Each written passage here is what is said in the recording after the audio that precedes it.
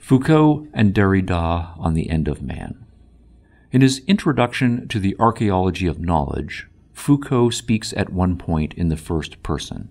Speaking autobiographically about his motivations for writing, Foucault speaks of his desire to erase himself. Quote, "I can lose myself and appear at last to eyes that I will never have to meet again. I am no doubt not the only one who writes in order to have no face." Unquote. Foucault extends his desire for effacement to the entire human species. At the end of The Order of Things, for example, he speaks almost longingly about the coming erasure of mankind. Man is, quote, "an invention of recent date that will soon be erased like a face drawn in sand at the edge of the sea." Unquote. God is dead, wrote Hegel and Nietzsche. Man, too, will be dead, Foucault hopes.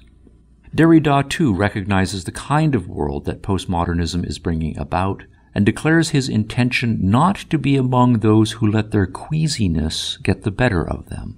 Postmodernists, he writes, are those who do not, quote, "turn their eyes away when faced by the as yet unnameable which is proclaiming itself, and which can do so, as is necessary whenever a birth is in the offing, only under the species of the non-species, in the formless, mute, infant, and terrifying form of monstrosity." Unquote. The bringing forth of monsters is one postmodern view of the creative process, one that heralds the end of mankind. Other postmodernists stress the ugliness of postmodern creation, at the same time suggesting that mankind is simply beside the point.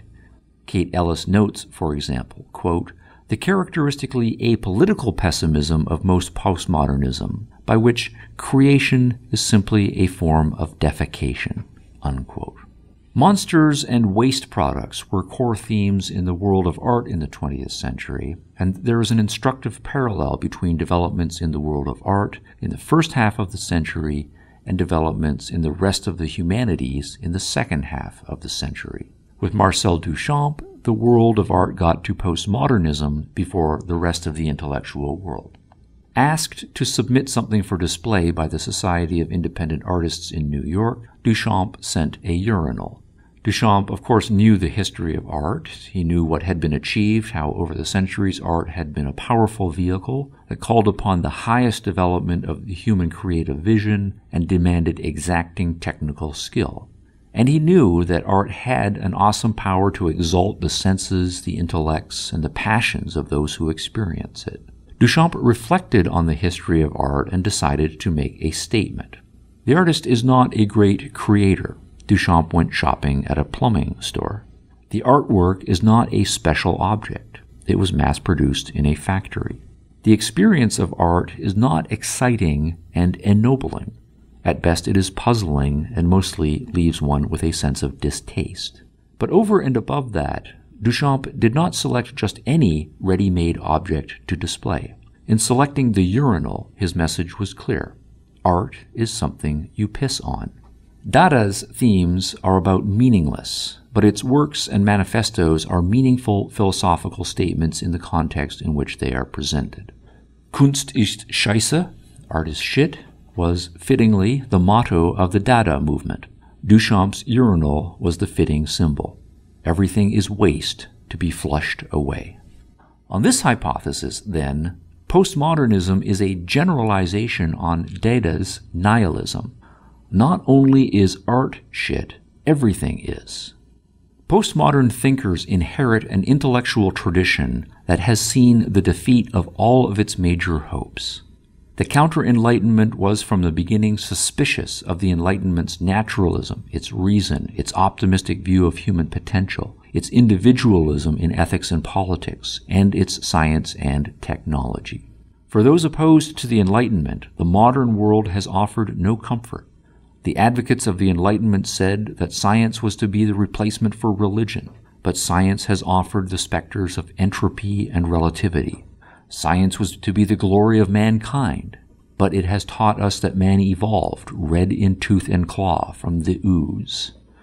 Science was to make the world a technological paradise, but it has generated nuclear bombs and super bacilli. And the confidence in the power of reason that underlies it all has, from the postmodernist's perspective, been revealed to be a fraud. The thought of nuclear weapons in the hands of an irrational, grasping animal is frightening. While the Neo-Enlightenment thinkers have come to terms with the modern world, from the postmodern perspective, the universe has been metaphysically and epistemologically shattered. We cannot turn to God or to nature, and we cannot trust reason or mankind. But there was always socialism. As bad as the philosophical universe became in metaphysics, epistemology, and the study of human nature, there was still the vision of an ethical and political order that would transcend everything and create the beautiful collectivist society.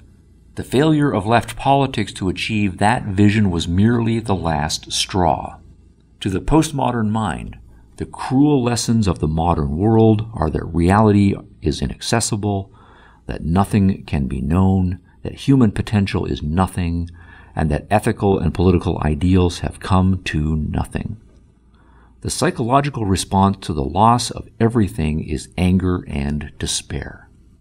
But the postmodern thinkers also find themselves surrounded by an Enlightenment world that does not understand.